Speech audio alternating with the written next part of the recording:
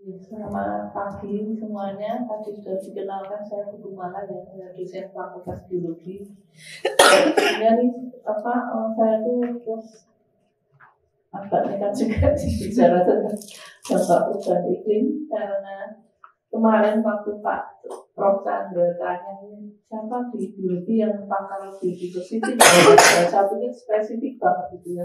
Ya, kalau yang tumbuhan ada Prof Purnomo, ada teman saya lain Prof Ratna, kalau yang hewan ada yang lain lagi. Terus dia bilang ini masalah general, kalau general semua dosen biologi harus bisa. Dan terus saya menawarkan diri saya sebagai dosen biasanya butuh ini ya, kegiatan pengabdian pada masyarakat gitu kan, jadi harusnya sekalian aku untuk kegiatan ini pengabdian gitu kan, jadilah ini. Dan kebetulan beberapa waktu yang lalu itu saya juga sudah diminta untuk mengajar di Fakultas Hukum. Kebetulan topiknya juga tentang forest biodiversity gitu ya, dan ya saya sendiri juga ada minat tentang dampak iklim global ini, dan dengan dosen dari TP itu dengan Pak Bayu, dan ada dosen dari Hukum itu Dr. Linda. Kita bertiga sebenarnya sudah buat ini mata kuliah lintas disiplin yang terkait perubahan iklim global ini pada biodiversity, dan nanti terkait dengan regulasi aturan-aturan pemerintah yang harus dibuat seperti apa gitu sebenarnya. Ya, untuk meningkat waktu mungkin saya langsung aja ya. Ya, apa sih perubahan iklim global itu ya? Mungkin mahasiswa Mas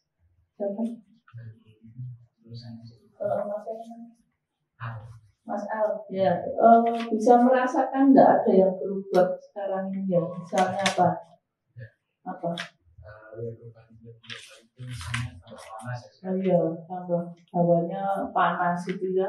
Kadang bulan-bulan tertentu malah dingin sekali, ekstrim ya. Beberapa bulan kemarin itu kalau malam dingin banget ya.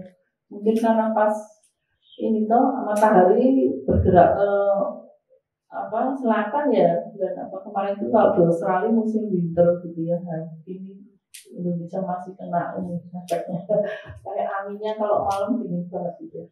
Nah, perubahan iklim global itu merupakan salah satu tantangan terbesar yang dihadapi oleh semua ya. Jadi nggak hanya orang Indonesia, tapi ya seluruh dunia sudah merasakan bahwa ada fenomena alam yang sudah beda gitu ya. Ada perubahan temperatur, mungkin juga terkait nanti curah hujan, juga banyak hal yang lain yang sudah bisa kita rasakan sekarang ini. Nah, perubahan iklim ini terutama disebabkan oleh peningkatan emisi gas rumah kaca. Nah, ini apakah sudah ada yang paham tentang gas rumah kaca itu seperti apa? Nah, mungkin ada nanti slide-slide berikutnya ya. Nah, gas rumah kaca ini juga bagian besar karena akibat kegiatan manusia ya, terutama penggunaan bahan bakar fosil dan juga deforestasi atau penurunan jumlah tanaman di hutan-hutan itu. Nah, dampak perubahan iklim global ini jelas kita sudah merasakan ya. Sekarang temperatur di Jogja mungkin bisa sampai 33 kalau mungkin zaman saya kecil belum ya, mungkin berapa tahun ya, saya sekarang umur 57 ya. Waktu kecil waktu umur berapa SD itu baru belasan gitu, 40 tahun yang lalu lah ya, hampir 40 tahun yang lalu. Belum sampai 30 ya, mungkin kita berapa kalau panas itu ya. Nah, sekarang malah sudah sampai 32, 33 ya. Ya, tentunya perubahan ini suhu ini juga akan berpengaruh pada keragaman hayati seperti itu yang ada di bumi. Selanjutnya, ya ini ya efek rumah kaca atau greenhouse effect itu kok bisa disebut sebagai greenhouse effect ya? Itu karena ya kalau kita ada rumah kaca itu bisa merasakan ya, kalau masuk di rumah kaca ya, siang hari itu kan panas sekali gitu ya. Nah, itu yang terjadi di bumi ini bisa kayak kalau kita masuk di greenhouse itu kayak masuk oven gitu ya. Nah, itu karena di lapisan bumi itu kan ada ini ya, lapisan-lapisan buminya itu sebenarnya ada pelindung cahaya matahari yang sangat kuat itu sebenarnya itu ada yang bisa diteruskan sampai ke bumi ya. Tanaman pertama bisa menangkap energi dari sinar matahari itu.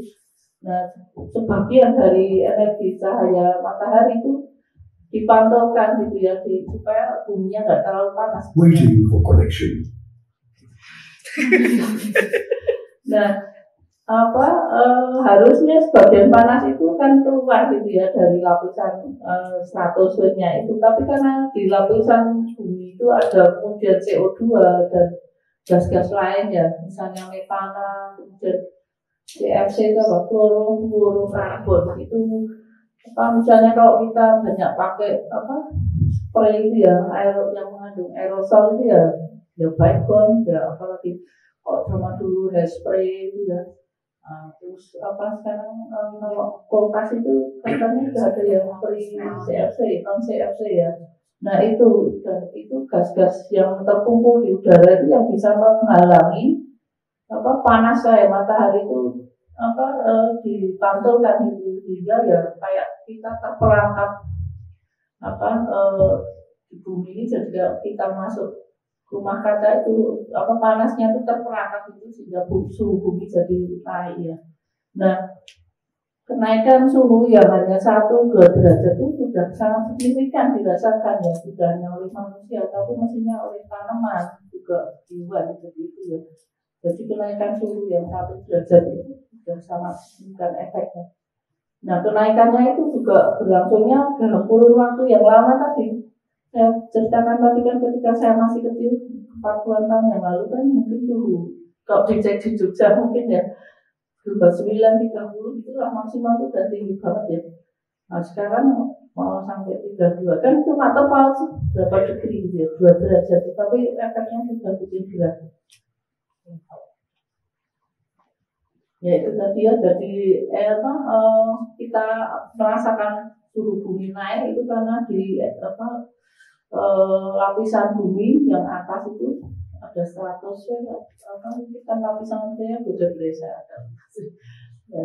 Nah itu namanya beda ya, itu ada banyak gas-gas tadi, CO2, metana, nitrous oxide gitu ya. Ini dari ya kalau kita naik kendaraan itu sepeda motor, kita kan menggunakan bahan fosil dan juga gas metana itu sebenarnya dari ini ya dari pabrik-pabrik, mungkin juga dari penggunaan pupuk organik mungkin yang belum matang itu ya bisa menimbulkan gas. Makanya ya sebenarnya pertanian organik itu bagus, tapi harus ada teknik yang betul untuk nanti jangan sampai gas metananya itu ya mempengaruhi ini jadi peningkatan suhu bumi ini.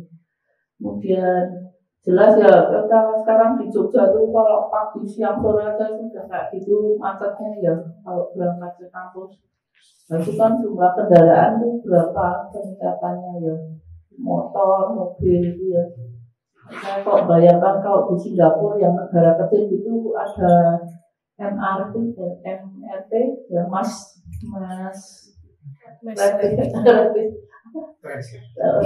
pokoknya alat transportasi yang cepat aku bisa untuk mengangkut banyak orang. Nah itu kan nggak bisa ya di Jogja dibuat ya. Biar ya tapi terus kasihan nanti para gojeker itu terus pendapatannya mungkin berkurang ya, ada demo nanti di serba sulit di Indonesia itu ya. Tapi kalau terbayang ada alat transportasi yang mungkin lebih irit ini ya, bahan bakar gitu kan, dan masyarakat nggak sendiri-sendiri naik motor bisa mereduksi tadi CO2 tadi. Nah ini berdasarkan data yang saya browsing juga ya dari EPA Government Global Greenhouse Emission itu terutama yang memang dari CO2 ya, karbon dioksida itu proporsinya yang paling banyak yang mencemari lingkungan. Kemudian ada metana tadi ya, nitrik oksida dan gas-gas yang lain. Kemudian Global Greenhouse Gas Emission berdasarkan penyebabnya ya, dari siapa tahu yang paling berkontribusi untuk pencemaran itu ya. Nah itu sebenarnya dari kegiatan industri cukup tinggi ya, kemudian dari transportasi. Kalau yang kuning itu agrikultur pun menyumbang masalah ini global climate change ini ya. Tadi ya karena di pertanian kita petani pakai pupuk yang buatan ya. Pupuk buatan yang NPK urea itu kan dibuat dari pabrik. Nah, pabrik itu kan menghasilkan yaitu emisi gas-gas itu waktu mengolah material untuk jadi NPK itu ya. Nah itu. Dan yang biru itu electricity ya itu juga bisa menyebabkan tadi ya adanya gas-gas yang menyebabkan greenhouse effect tadi. Lanjutnya. Nah, selain masalah pertanian dan aktivitas kita ya transportasi tadi ini juga deforestasi ini juga penyebab utama juga untuk greenhouse gas effect itu ya, karena jelas hutan itu kan kalau tanamannya banyak dia supplier oksigen, tapi kalau jumlah tanamannya berkurang ya ini ya tanaman itu punya di satu sisi dia menyerap CO2 ya. Kalau tanamannya banyak dia kan untuk berfotosintesis bisa menurunkan CO2 dan hasilnya oksigen. Nah makanya sekarang juga banyak ya dilakukan ini upaya untuk menurunkan emisi ya untuk ya, CO2 itu bagaimana caranya biar bisa diserap oleh tanaman. Jadi ada green agriculture, bahkan yang blue agriculture yang di laut itu mangrove itu juga banyak sekarang harus dibudidayakan ya, karena mangrove juga sangat efektif menyerap CO2.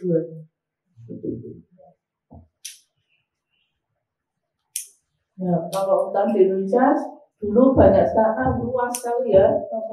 Saya terus terang belum pernah berusukan ke hutan.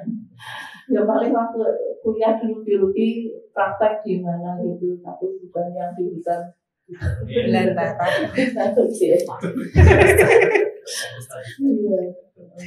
Ya sebut. Kalau di Australia waktu S2 sih malah pernah berusukan di hutan, karena waktu itu praktek juga harus jalan. Nah itu pegunungan itu ya itu deteksi ini spesies apa akasia terus ada yang di Australia ya itu waktu praktikum di Tasmania itu saya berusukan hutan. Jadi hutan Indonesia katanya kategorinya ada hutan konservasi, hutan yang dilindungi, dan hutan produksi ya. Nah hutan konservasi kayaknya ya termasuk mangrove itu juga banyak ya. Dan ya ini kebetulan saya juga ada kegiatan MBKM dengan mahasiswa di Bantul itu di Baros, itu ada lahan di tepian pantai situ yang mangrove-nya terus dibudidayakan, karena itu juga satu kawasan konservasi seperti itu. Ya. Nah hutan tadi kaitannya kalau ada deforestasi ya bisa nanti saling ini ya mempengaruhi, menyebabkan panas global itu juga ya. Nah ini karena di hutan itu juga keragamannya tinggi ya. Ini saya tadi menjelaskan dulu tentang greenhouse effect-nya, kemudian diversity keragaman itu apa. Nah kalau di hutan kita tentunya bisa tahu itu ada banyak hewan-hewan, ada tanaman yang sampai yang di bawah tanaman kita sebutnya itu understory plant, itu ada semak-semak, mungkin di bawah semak lagi masih ada kayak jamur gitu ya di hutan yang kalau cahayanya makin kurang itu kan tanaman-tanaman yang bisa tumbuh juga berbeda gitu ya. Jadi itu di hutan juga maksudnya banyak sekali yang ada hewan-hewan predator ya, atau hewan-hewan yang membantu untuk penyerbukan tanaman, macam-macam sekali. Berikutnya Ini juga pohon hutan ini membantu konservasi tanah dan air ya. Makin banyak tanaman ya jelas tanaman bisa ini akar-akar tanaman itu kan bisa nge-trap air tanah ya. Jadi kalau banyak tanaman sebenarnya air tanah yang bisa disanggah itu pun mungkin cukup baik gitu ya. Kemudian tempat hidup berbagai hewan, sumber oksigen tadi sudah saya singgung, kemudian dapat menyediakan sumber pangan, bahan obat, dan bangunan dan lain-lain. Nah tadi kalau ada kejadian misalnya penebangan hutan yang ilegal logging ya, penebangan hutan yang tidak sesuai peraturan gitu ya. Nah ini jelas mempengaruhi ketersediaan air tanah. Tapi kadang-kala juga itu ada kebakaran hutan ya, yang mungkin sengaja atau tidak sengaja ini juga bisa berpengaruh mengakibatkan banyak kerugian ya. Lahannya jadi terbuka seperti itu. Nah ini dari data yang saya dapat juga dari browsing ya, ini Indonesia ini juga termasuk isi Brasil dan Indonesia berkontribusi lebih dari 50% emisi karbon ya dari kehilangan hutan itu ya, terutama dari hutan. Jadi sangat pemerintah intensif ya, hutan di Indonesia ini harus dikelola baik kan.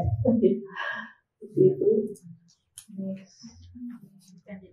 Nah ini tadi juga ya kegiatan pertanian dan peternakan itu juga berkontribusi untuk ini greenhouse gas effect tadi ya, karena barangkali kalau pengolahan tadi pupuk organik yang notabene kan dari kotoran ternak ya, kalau proses fermentasinya belum bagus itu nanti gas metana juga bisa lepas ya.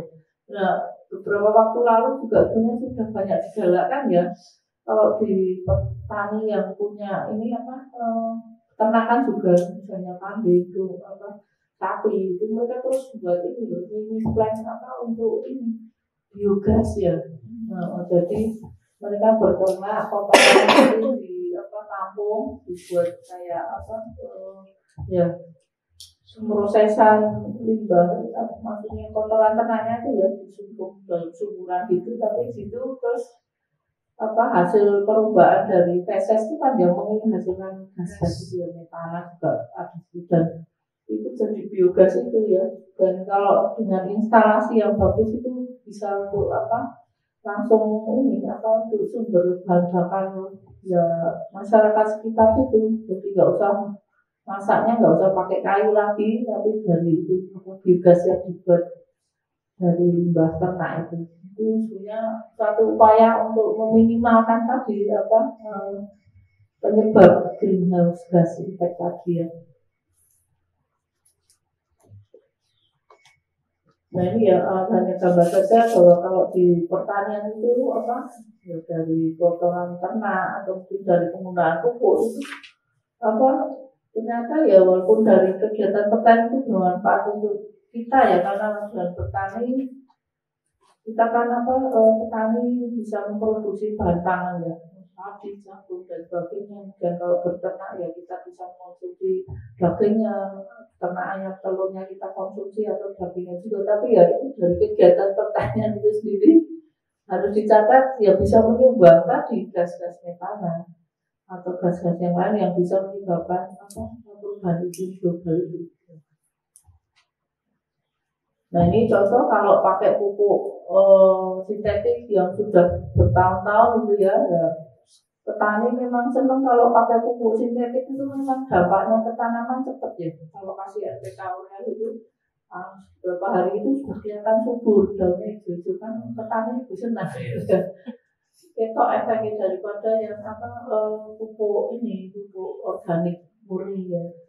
Ya cuma itu kalau pupuk buatan itu ya karena biasanya terus konsentrasi yang diberikan itu pada petani ya wis nggak aturan kadang cuma disebar-sebar itu harusnya cuma sedikit cukup, tapi kelebihan itu jadi ya kebanyakan nutrien di tanah, tapi itu kemudian akan mengganggu juga terutama mikroorganisme di tanah yang terganggu ya.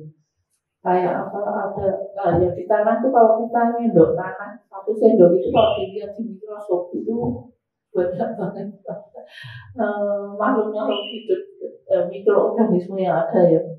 Nah kalau mikroorganisme itu kemudian terpapar tadi NPK yang konsentrasinya tinggi itu kan modal mikroorganisme yang bermanfaat ya itu bisa mati kan. Nah lama-lama ya proses perubahan unsur organik di tanah terus tidak jalan gitu ya karena nggak ada bakteri yang membantu untuk perubahan gitu kan. Nah, makanya struktur tanah lama-lama ya jadi rusak gitu ya nggak bisa menyangga air baik dengan baik. Kesuburan tanah jelas berkurang gitu dan dampaknya itu kalau musim kering yuk kelihatan sudah merekah. Kalau bahasa Jawa itu bero gitu ya. Nah seperti itu kalau tanah seperti itu ya sudah perlu diolah lagi supaya kesuburannya naik ya. Ada banyak cara dengan pemberian asam humat mungkin dengan ya pupuk organik jelas gitu ya. Supaya itu nanti struktur tanahnya balik lagi ya bisa menyangga air tutupannya mikroorganismenya ada lagi ya jadi kalau ada sisa-sisa tanaman tak jerami itu bisa langsung difermentasi oleh mikroorganisme. Industri jelas dari pabrik-pabrik pupuk atau yang lain mengeluarkan gas-gas yang tadi mengenai tadi juga gambar ini mungkin tadi juga sudah ya di kota-kota besar kayak di Jogja juga sudah macet sana sini. Nah ini prediksi ya dari banyak sumber ini memprediksi kalau penyebab gas-gas rumah kaca tadi nggak ditekan itu nanti seiring dengan bertambahnya tahun ke depan ya anak cucu kita mungkin makin mengalami hal-hal yang ekstrim ya. Kenapa kita nggak kasihan gitu ya? Sekarang aja sudah seperti ini ya. Kita kalau nggak pakai itu, ini baca masih ditambahi pasangan ya. Ya tuh. Padahal kalau di kantor ya AC banyak ruang nyala semua gitu kan. Jadi kalau nggak ditekan itu tahun 2050 ya naiklah itu berapa derajat itu ya. Nah itu makanya semua negara itu saling ini loh. Sekarang ini ya semuanya berlomba-lomba ya Pak ya untuk menerapkan yang kesepakatan ini ya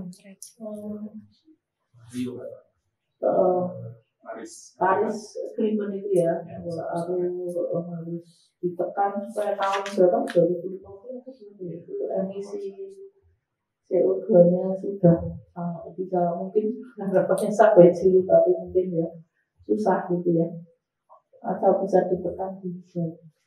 Nah ini juga dari literatur ini ya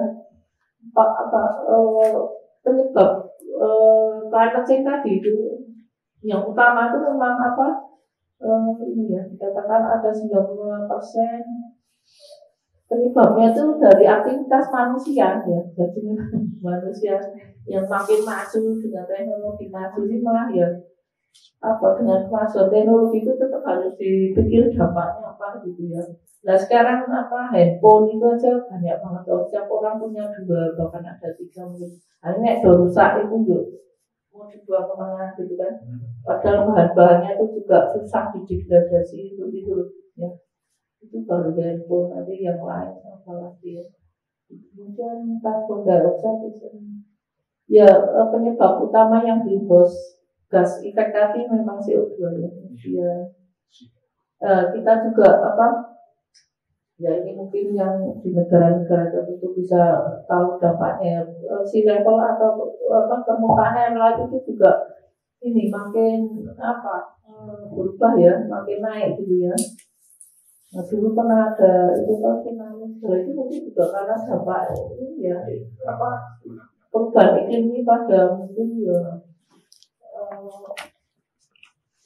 jadi ada siklon di mana gitu ini yang bisa ngomong tentang ini sebenarnya ada teman saya yang Pak Bayu Dwi Aprian dari Solo terkait.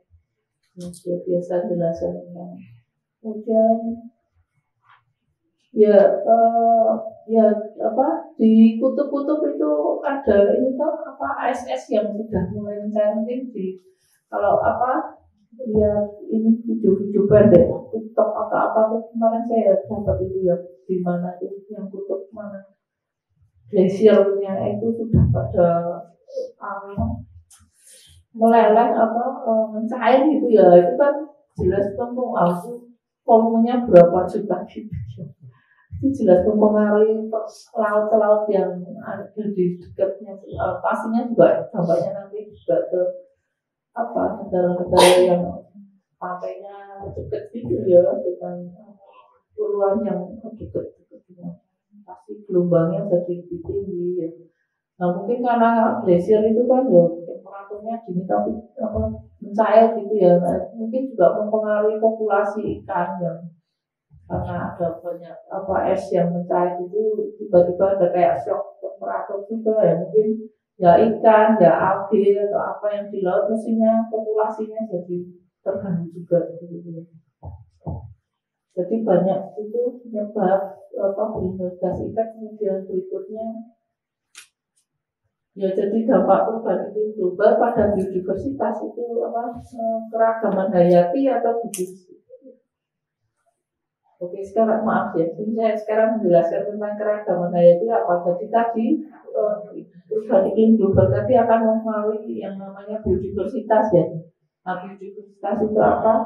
Ya keragaman apa makhluk hidup yang ada di bumi gitu ya. Nah, itu untuk keragaman bisa ada dalam tingkat spesies, yang lebih rendah itu genetik ya, spesies dan nanti ekosistem.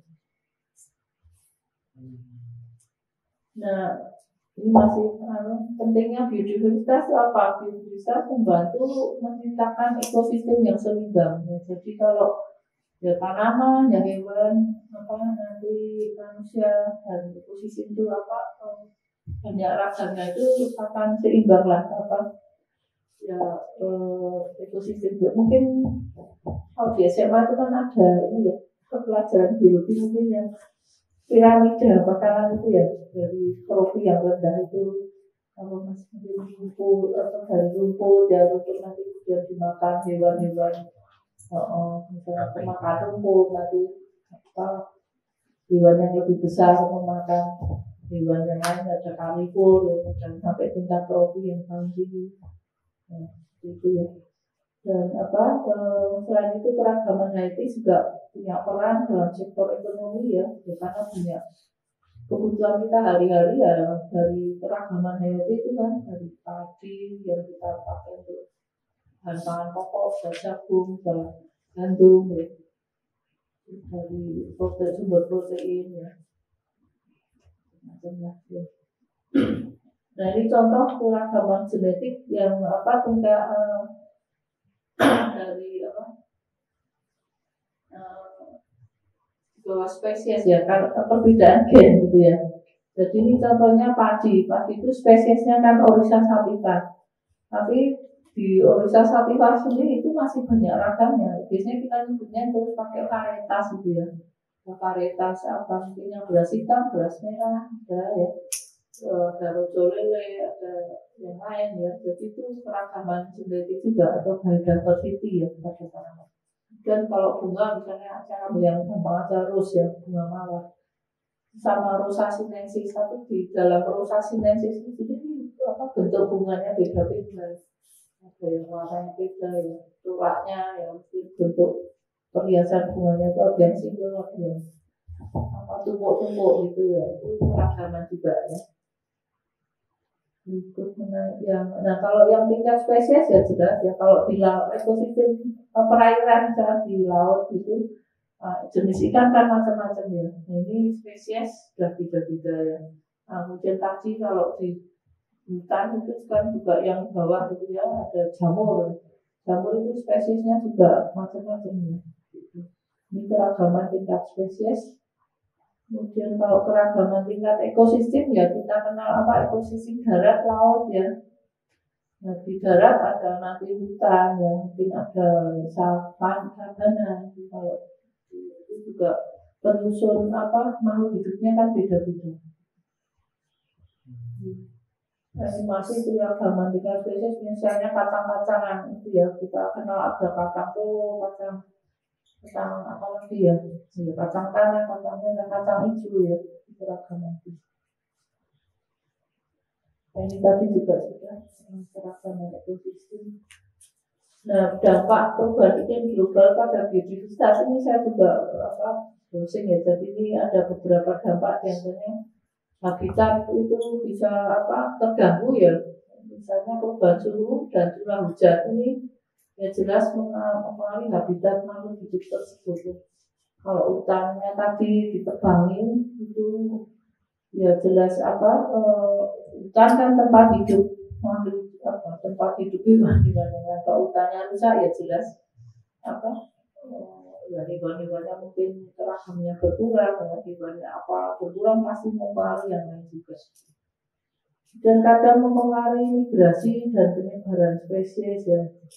Nah ini mungkin karena perubahan suhu lingkungan itu juga menyebabkan spesies hewan tertentu mungkin terpaksa bermigrasi ya untuk cari kondisi yang sesuai ya. Ini bisa mengganggu keseimbangan ekosistem juga. Kalau zaman dulu mungkin blekok itu ibis itu banyak sekali ya. Sekarang mungkin ada tapi sudah nggak seperti dulu ya. Di beberapa sawah-sawah itu kadang masih ada ibis ya. Kalau petani pas membajak itu mereka mengikuti dari belakang karena mereka juga sambil cari makan ya di sawah itu. Makanya perubahan iklim itu biasanya mereka terus ini ya. Terus kayak yang bermigrasi juga ya. Kayak apalagi ya yang suka bermigrasi. Nah, perubahan siklus hidup ini juga perubahan suhu dan cuaca yang ekstrim sekarang ini bisa mempengaruhi siklus hidup spesies tanaman juga ya. Jadi misalnya waktu berbunga bisa mungkin lebih cepat atau mungkin malah lebih lambat seperti itu juga bisa ya. Jadi dan perubahan temperatur juga sangat berdampak pada tanaman karena ya ada tanaman yang bisa survive pada perubahan temperatur ya, tanaman temperatur itu. Tapi ada yang nggak survive ya akhirnya kalau itu tanaman pangan ya ketersediaan pangan sudah jadi berkurang gitu ya. Jadi padi itu kalau ya kering terus, akhirnya kalau kering terus kan akhirnya juga kurang gitu ya. Nah, lama-lama kan kalau petani pas nanam kadang ini seperti ini kan prediksi musim itu agak susah sekarang ya. Mungkin tahun lalu petani sudah memprediksi ini sudah mau mulai hujan, mereka sudah siap membuat benih padi dan memang hujan turun, tapi tiba-tiba terus nggak hujan lagi. Padahal ini padi kan pada saat tanam awal baru mulai butuh air banyak, atau kalau terus nggak hujan ya akhirnya ya kalau nggak ditolong mungkin di situ ada sumur atau ada irigasi ya susah survive tanamannya. Nah, kemudian peningkatan risiko kepunahan ini juga dampak dari global warming tadi bisa menyebabkan risiko kepunahan juga ya, ada banyak spesies yang jadi makin langka seperti itu ya. Dan mungkin sekarang juga sudah nampak ya banyak buah-buahan yang dulu banyak sekarang susah ditemui. Buah kepel ya, kalau di UB masih ada beberapa pohon kepel, ada pohon apalagi duet ya, duet kalian tahu ya? Ya semacam anggur itu ya, asam-asam seger juga. Oh ya, saya dulu suka sago tapi sekarang susah banget cari. Pernah itu ada di online malah sekarang itu pada barang-barang langka itu bisa kita kalau kebetulan di Tokopedia itu ada yang jual loh malah di Gowo. Ya. Gangguan rantai makanan juga ya tadi sudah sepintas saya jelaskan. Kemudian penyakit ya, kadang perubahan suhu jelas ya perubahan suhu. Kemudian nanti curah hujan berubah itu juga banyak menimbulkan ini meledaknya mungkin ada penyakit ya. Kalau kelebihan curah hujan, kelembaban tinggi ya mungkin jamur-jamur itu merebak gitu ya. Jadi tanaman terserang penyakit seperti itu yang diketahui. Ya ini tapi gambarannya ya bahwa global climate change itu berdampak juga pada proses ini rantai makanan yang ada di macam-macam ekosistem. Ya ini juga contoh tadi keberagaman masih. Ya kalau jamurnya kalau jamur punah pun sebenarnya juga mengganggu ya karena ekosistem terganggu ya karena jamur itu kan bisa merubah serasa kemudian batang-batang yang mungkin sudah berubah itu kalau mesti banyak jamur kan lama-lama juga ada proses pelapukan gitu ya. Jadi kalau jamurnya terganggu juga ekosistem bisa rusak gitu. Nah kadang malah ada yang bisa jadi bioindikator ya. Lichen itu rumput kerak itu biasanya nempel di kayak di tembok-tembok atau mungkin di genteng itu loh, kalau ada kayak bercak-bercak putih kuning itu lumut kerak. Nah kalau ada itu biasanya itu indikasi bahwa di lingkungan di sekitar sudah nggak bagus, ada polusi, terutama sulfur ya, seperti itu. Yang lumut kerak, yang putih-putih itu, tapi kalau di genteng itu kadang ada kuning, kadang nempel juga di pohon-pohon gitu, yang lumut kerak. Ya, nah terus gimana kalau kita sudah tahu tadi penyebab global climate change dampaknya bagaimana ya, apa yang bisa kita lakukan gitu ya sebagai warga negara yang baik, kita harus ngapain gitu ya. Nah kita juga harus terlibat sih ini dalam beberapa upaya misalnya pengelolaan habitat ya, jadi dengan pelestarian dan pemulihan habitat alami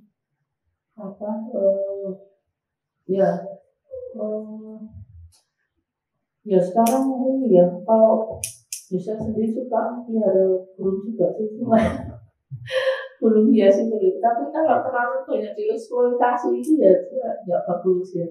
Kemudian kalau zaman dulu itu kan monyet itu juga yang banyak dieksploitasi ya untuk cari uang di Jakarta terutama Pak Biu banyak ya waktu saya awal-awal lulus S1 sempat kerja di Jakarta itu jalan ya deket Menteng itu banyak tuh dijual monyet itu tapi sekarang nggak boleh kayaknya sudah dilarang ya harus batasi itu ya di hidup di alam saja ya konservasi spesies ya sudah tercakup itu. Kemudian kebijakan perlindungan lingkungan ya pengurangan emisi gas rumah kaca dan transisi ke sumber energi terbarukan merupakan langkah penting dalam mitigasi perubahan iklim dan dampaknya pada biodiversitas. Ya itulah jadi kalau petani ya memang penggunaan pupuk yang tabiat mungkin bisa dikurangi tapi dikasih suplemen yang lain gitu ya di mix itu ya tadi. Kemudian yang jelas ya ini pendidikan dan kesadaran itu memang penting ya, pendidikan masyarakat tentang pentingnya biodiversitas dan dampak perubahan iklim ini yang perlu untuk terus diajarkan supaya mereka paham dan tahu apa yang harus dilakukan gitu ya, supaya ya ke depan itu anak cucu hidupnya tetap nyaman gitu ya, nggak terpapar panas yang ekstrim atau mungkin ya kalau di luar negeri mungkin ada badai yang ekstrim juga ya. Teman saya di Kanada itu juga cerita pas bulan wah ada badai salju gitu ya, padahal itu sebenarnya tahun-tahun sebelumnya belum pernah terjadi gitu ya. Nah, kalau di kita panas di luar negeri badai salju juga terjadi gitu.